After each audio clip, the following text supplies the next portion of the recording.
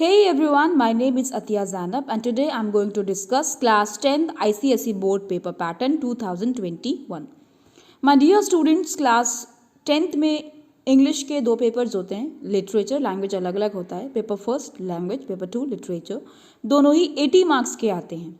Okay, तो 20 marks कहाँ से मिलते हैं आपको? आपके स्कूल की तरफ से मिलेंगे इंटरनल असेसमेंट. इस बार जो गाइडलाइंस आई है उसमें इंटरनल असेसमेंट के लिए भी गाइडलाइंस आई हैं कि स्पीकिंग स्किल्स और लिसनिंग स्किल्स के बेसिस पे बच्चों को वो 20 मार्क्स दिए जाने हैं. अब ये 80 मार्क्स लैंग्वेज के पेपर में क्या क्या आता है, आज मैं वही डिस्कस करने जा रही हूँ. Without wasting time, let's start.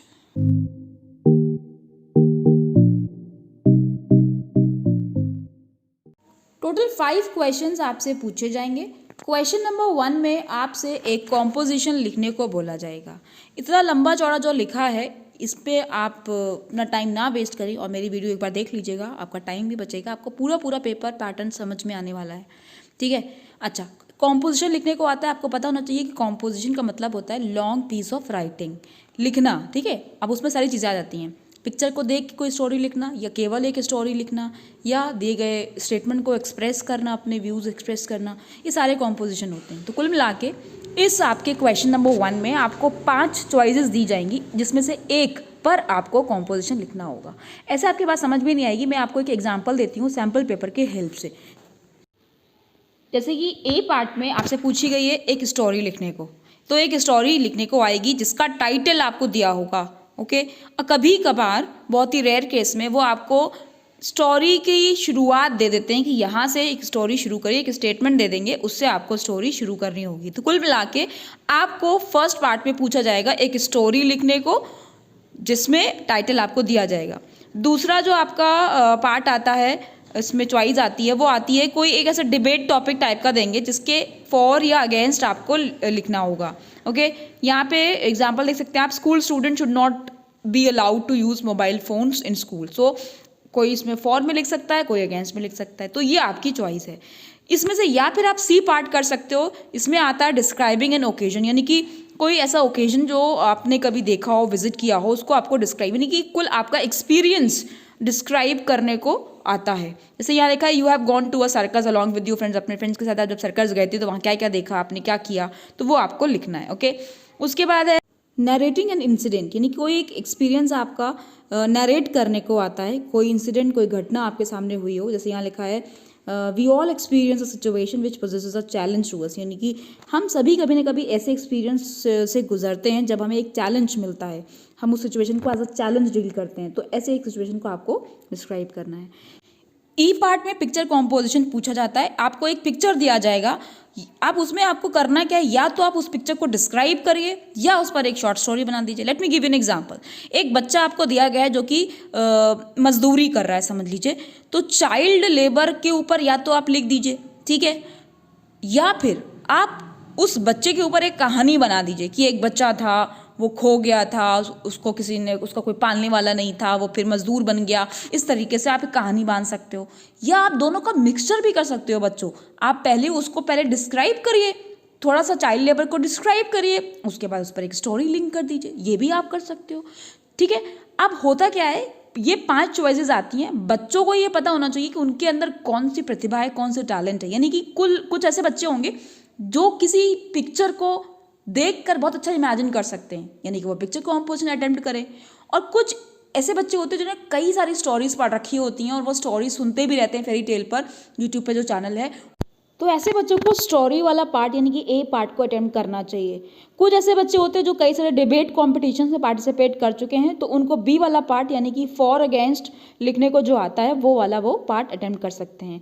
कुछ ऐसे बच्चे होते हैं जो कि अपनी डायरी बहुत लिखते हैं, यानी कि कुछ उनके साथ जो घटित हुआ है, जो घटना हुई है, वो उसको बहुत अच्छे से एक्सप्रेसिव बहुत होते हैं, एक्सप्रेस करना उनको बहुत अच्छे से आता है. तो वो आपका सी और डी पार्ट में से कोई भी एक सेलेक्ट कर सकते हैं. तो कुल मिला के यू हैव टू डिसाइड.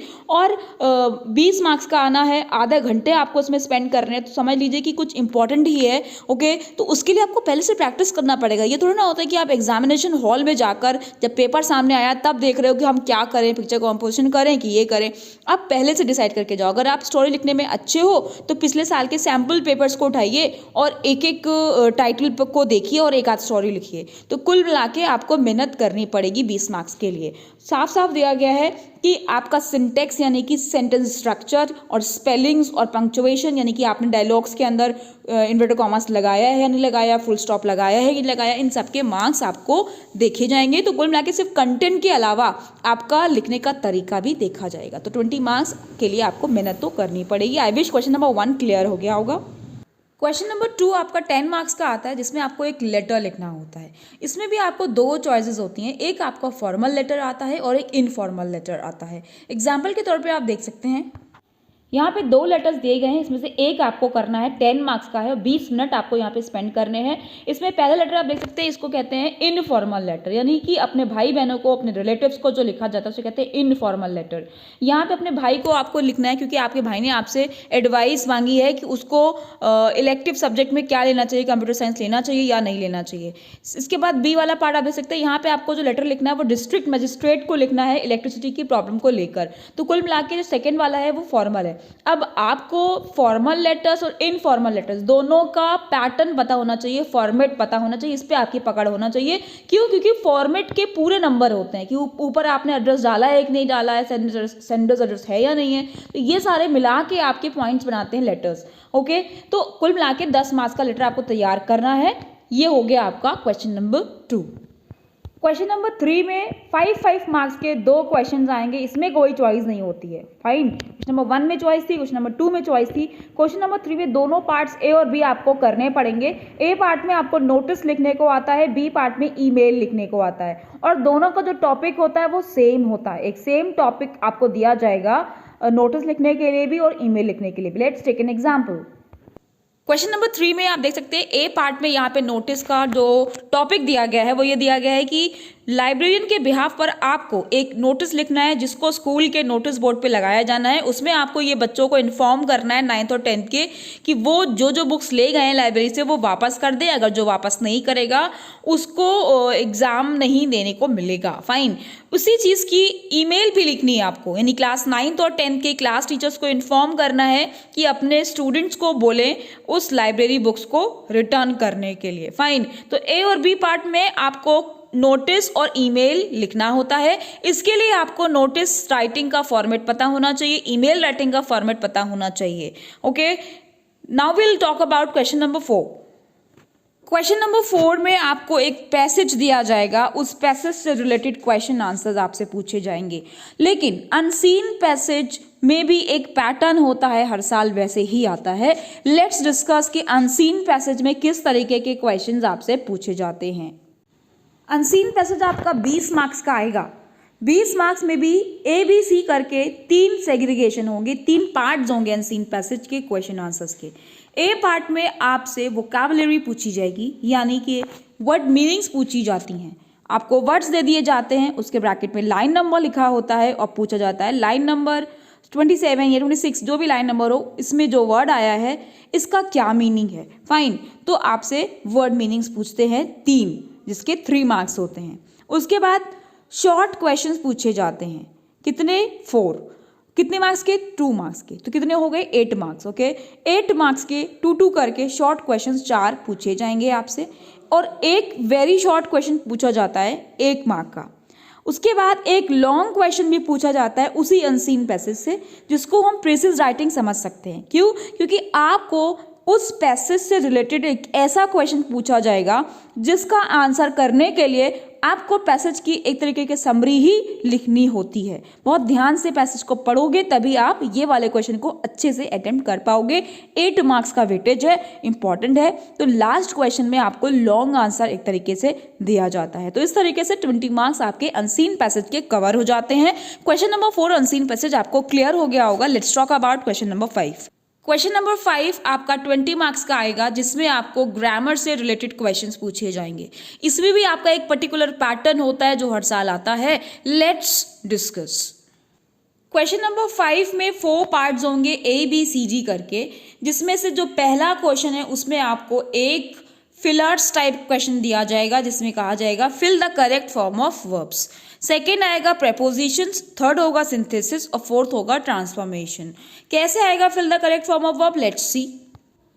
आप देख सकते हैं यहाँ लिखा है fill in the blanks with the correct form of the word given in brackets. Fine, यहाँ पे दिया गया Harish a young taxi driver claim that a monster had dash him, और फॉर्म दी गई है वर्ब की अटैक। तो आपको अटैक का कौन सा फॉर्म आएगा ये फिल करना है। तो हमें पता है कि हैड के साथ वर्ब की थर्ड फॉर्म आती है, तो हैड अटैक्ड होना चाहिए। इसी तरीके से आगे भी आपको चेक करना है कि कौन सा फॉर्म ऑफ वर्ब आएगा, एनजी फॉर्म आएगा या सेकेंड फॉर्म आएगा, यस और यस फॉर्म आएगा, व्हाट विल कम। ओके, सो ये हमारा हो गया पार्ट ए। फिर मैंने आपको बताया था कि बी पार्ट में आता है प्रेपोजिशन। देख लेते हैं कि प्रेपोजिशंस कैसे पूछी जाएंगी आपसे। आपको सीधे प्रेपोजिशन का क्वेश्चन इस तरीके से नहीं आएगा, fill in the blanks with the suitable prepositions. They will ask you to fill in each blank with appropriate word, लेकिन यहाँ पे आपका एक प्रेपोजिशन फिल करने को ही बोल रहे हैं, वो आप इसको याद रखिएगा। फाइन, तो ये हो गया आपका बी पार्ट प्रेपोजिशंस, जो आपका 4 मार्क्स का आएगा। इसके बाद मैंने आपको सी पार्ट बताया था सिंथेसिस। सिंथेसिस का मतलब होता है सेंटेंसेस को कंबाइन करना, कॉम्बिनेशन करना, जोड़ना। ओके, कुछ इस तरीके से क्वेश्चन पूछा जाता है कि join the following sentences to make one complete sentence without using and but so.